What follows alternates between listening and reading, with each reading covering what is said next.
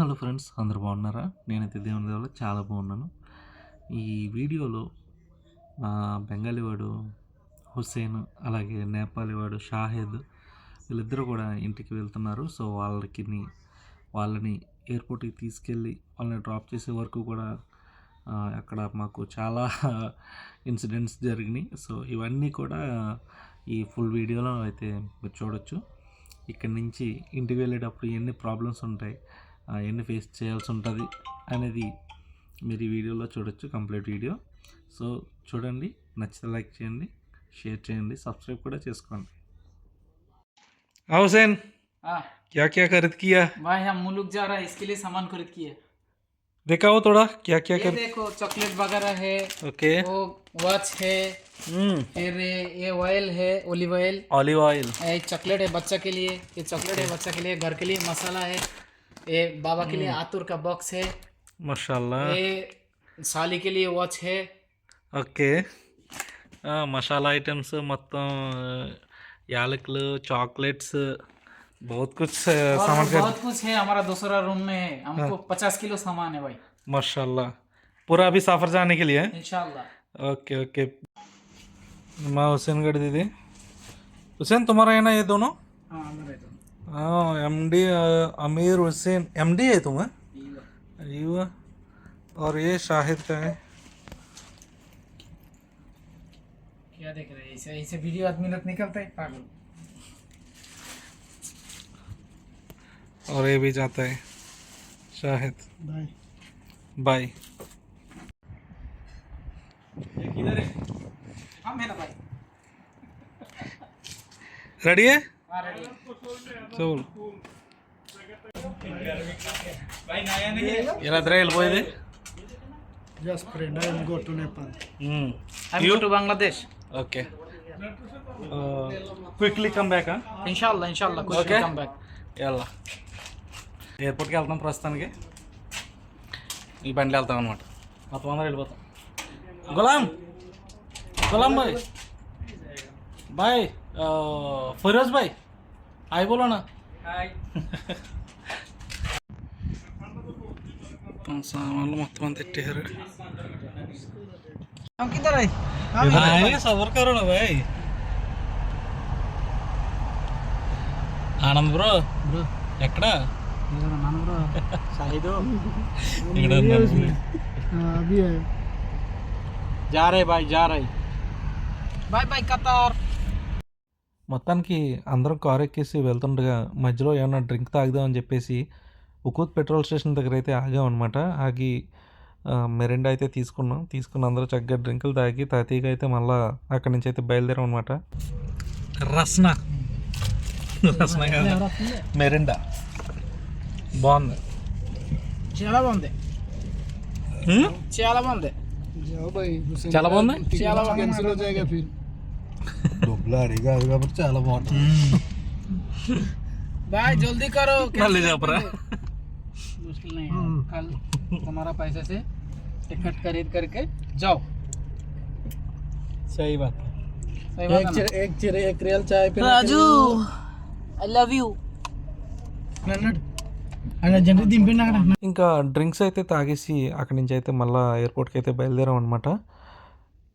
మామూలుగా airport time ఎట్లా ఉంటుందంటే, మనం బోటింగ్ టైం మనకి ఈ ఫ్లైట్ టైం ఏదైతే ఉందో దానికి 3 hours ముందు మనం ఎయిర్పోర్ట్కి బయలుదేరితే సరిపోతుంది. కానీ అంతకంటే ముందు నుంచి ఒక 5-6 గంటల ముందు నుంచే కంగారు పెట్టేస్తున్నాడు మా బెంగాలీ హుస్సేన్. ఎందుకంటే మనోడు ఫస్ట్ టైం వెళ్తున్నాడు అనమాట. సో ఏ టైంకి వెళ్ళాలి, అక్కడ లేట్ అయితే మళ్ళీ ఫ్లైట్ క్యాన్సిల్ అయిపోతుందేమో, టికెట్ క్యాన్సిల్ అయిపోతుందేమో అన్న కంగారులో ఉన్నాడు అనమాట. మొత్తానికి అయితే అక్కడికి బయలుదేరి వెళ్ళిపోయాం.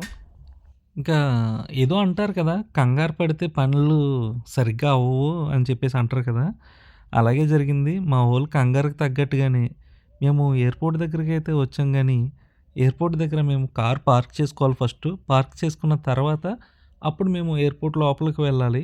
కానీ నేనేం చేశానంటే డైరెక్ట్గా మేడం వాళ్ళని ఎక్కడైతే డ్రాప్ చేస్తే వాళ్ళు డైరెక్ట్గా లోపలికి వెళ్ళిపోతారు కదా, ఆ ప్లేస్కి అయితే తీసుకొచ్చేసాను ఫస్ట్. ఇంకా మళ్ళీ అక్కడి నుంచి పార్కింగ్లోకి వెళ్ళాలంటే మళ్ళీ ఇంకోసారి రౌండ్ వేసుకుని రావాలి. మొత్తానికి ఇదో కొంత లేట్ అయిపోయింది. మా వాడైతే కంగారు ఎక్కువైపోయింది. ఇంకా ఇక్కడికి వచ్చిన తర్వాత పార్కింగ్కి వచ్చి పార్కింగ్లో ప్లేస్ని ఎత్తుక్కున్నాక అక్కడ ఒక ట్రాలీ తీసుకున్నాం. తీసుకుని ఇక్కడి నుంచి అయితే లోపలికి వెళ్ళడం జరిగిందనమాట. మొత్తం అందరం వచ్చేసాం బెటాలియన్.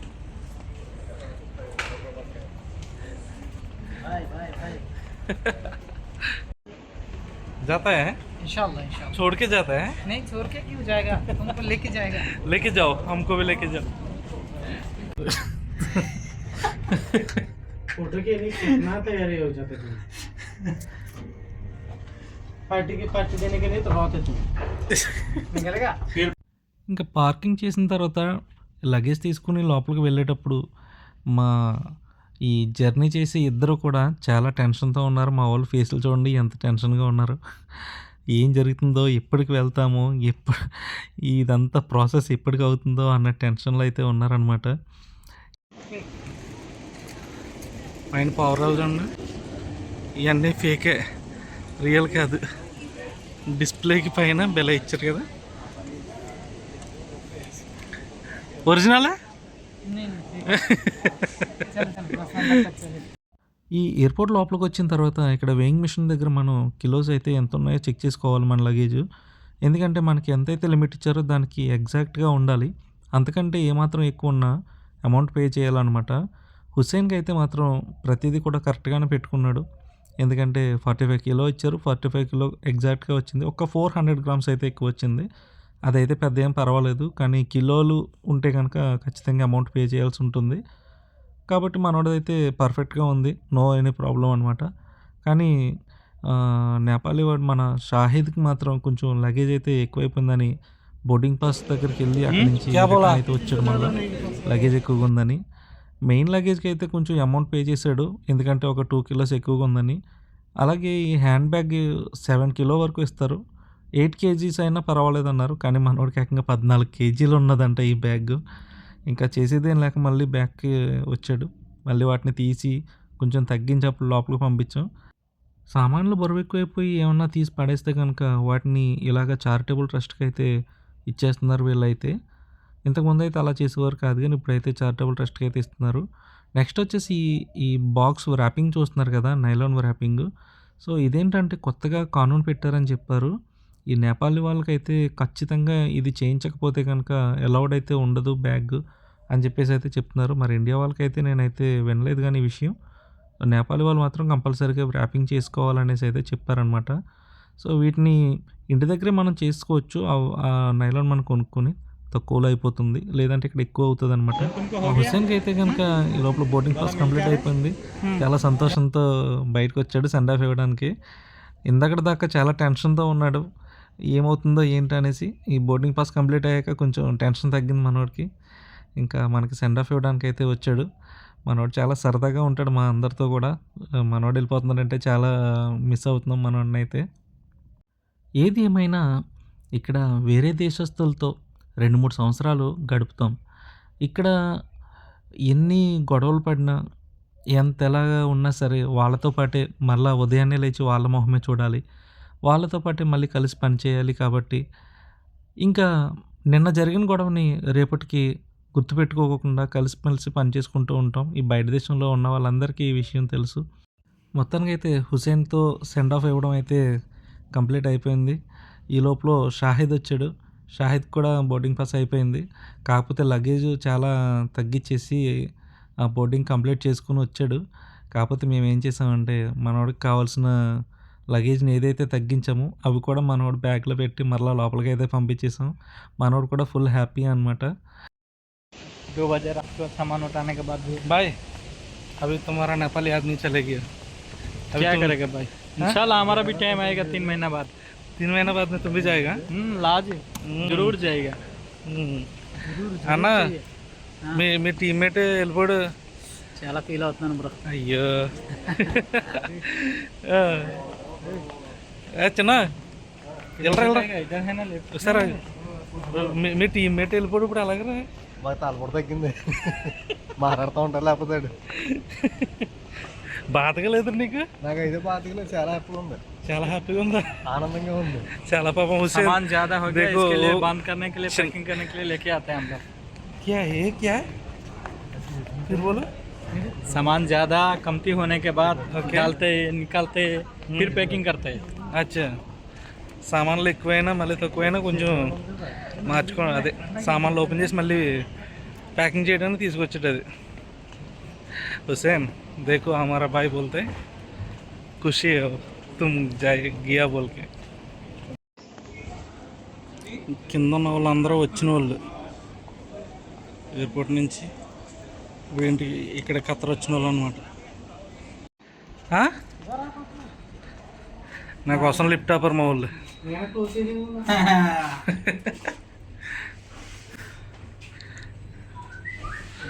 బాగున్నా బ్రో బ్రో సూపర్ నువ్వు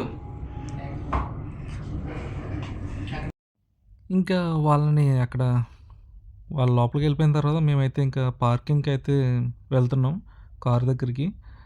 సో వెళ్తూ వెళ్తూ మేము ఫొటోస్ కూడా కొన్ని దిగుతూ వెళ్ళామన్నమాట. ఈ మిషన్ ఏంటంటే మనం కారు పార్క్ చేసాం కదా, అది ఇక్కడ దానికి అమౌంట్ అయితే ఇక్కడే పే చేయాల్సి ఉంటుంది. మిషన్ ఉంటుంది, మనం అమౌంట్తో పే చేయొచ్చు. ఇక్కడ ఎయిర్పోర్ట్లో వాటర్ తాగడానికి ఈ విధంగా అయితే ఇచ్చారనమాట. ఈ వాటర్ కూడా చాలా బాగున్నాయి. ఇది తాగే వాటరే, సో ఎవరు ఏం భయపడక్కర్లేదు, మంచి వాటర్ ఇవి. కానీ తాగడానికి వెరైటీగా ఉంటుంది అనేసి మేము కొద్దిగా తాగాం. ఇంకా మేము కూడా మా కార్కి అమౌంట్ పే చేయాలి కాబట్టి ఇక్కడికి వచ్చి చూస్తే ఆల్రెడీ గంటకి ఒక 10 నిమిషాలు ఎక్కువైంది. మొత్తానికి 30 రూపాయలు అయిందనమాట.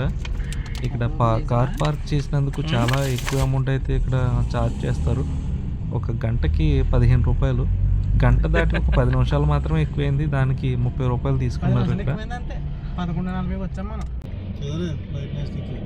అదేంటది ఖతర్ ఎయిర్వేస్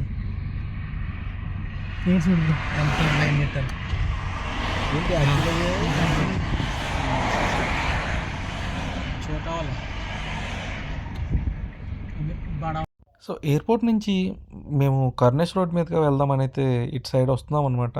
సో ఈ రోడ్లో మనకి ఈ కరెంట్ పోల్స్ అయితే కనిపిస్తాయి. కరెంట్ పోల్స్ కూడా లైట్స్ అయితే వెలుగుతూ ఉంటాయి అన్నమాట. ఈ లైట్స్ మీద ఒక అరబిక్ లెటర్స్ లాంటివి కనిపిస్తూ ఉంటాయి. కానీ వాటిని ఖురాన్ అని చెప్పారు నాకు కొంతమంది. కానీ అది ఖురాన్ మాత్రం కాదు, కానీ అరబిక్ లెటర్స్ లాంటి డిజైన్ అంతే. కానీ అది ఖురాన్ మాత్రం కాదనమాట. అది కేవలం అరబిక్ కాలిగ్రఫీ ఆధారంగా చేసిన డెకరేషన్ మాత్రమే. ఖతార్లో రోడ్ల మీద ఖురాన్ వచనాలు ఎక్కడా వాడరు.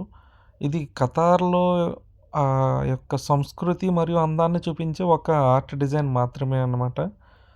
మొత్తానికి కర్నేష్ రోడ్కి అయితే ఎంటర్ అయిపోయాం. ఈ కర్నేష్ రోడ్ చాలా అంటే చాలా అందంగా ఉంటుంది. ఈ లైట్స్ కూడా ఒక కొత్త మోడల్ అయితే తీసుకొచ్చారు. ఈ వరల్డ్ కప్కి ముందైతే ఒక ఖర్జూరం చెట్టు ఆకు ఎట్లా ఉంటుందో సేమ్ అట్లానే అదే డిజైన్లో ఈ పోల్స్ అయితే పెట్టారనమాట. చాలా బాగుంటుంది నైట్ టైము.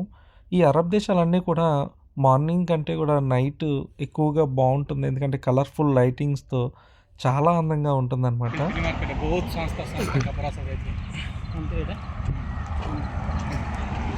ఆ మసీద్ వెనకాల మొత్తం నేపాలీ వాళ్ళు బాయ్ కౌన్ సార్ కిస్కా ఫిలిపినియా ఫిలిపిని వాళ్ళదే మసీద్ ఫిలిపిన్ లోక मस्जिद फिलिपीनी बोल रहा है, उसका नाम है फिलिपीनी मस्जिद। उसका नाम है फिलिपीनी मस्जिद है, ओके। और इसका नाम पार्लियामेंट, ఇది పార్లమెంట్. ఇంటికి వెళ్ళిపోతాం అంటే మా వాళ్ళు మా తమ్ముడు ఫోటోలు దిగుదాం ఇక్కడ అనేసి అన్నాడు. సో ఫోటోలు దిగడానికి ఇక్కడ తీసుకొచ్చాం. మరి ఇక్కడ ఆగా మధ్యలో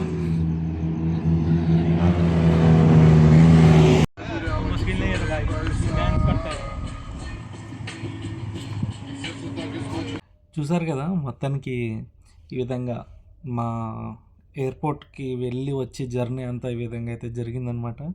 ఇంటికి వచ్చేసరికి నైట్ 2 అయిపోయింది. 2ంటికి ఇంటికి వచ్చి మరలా పొద్దున్నే యథావిధిగా 6 గంటలకి డ్యూటీ లేచి మళ్ళీ ఆ డ్యూటీకి వెళ్ళి ఈ విధంగా మా జీవనం కొనసాగుతుంది. ఓకే ఫ్రెండ్స్, వీడియో నచ్చితే లైక్ చేయండి. మరిన్ని ఇలాంటి వీడియోస్ కోసం మా ఛానల్ని సబ్స్క్రైబ్ చేసుకోండి. Thank you so much for watching.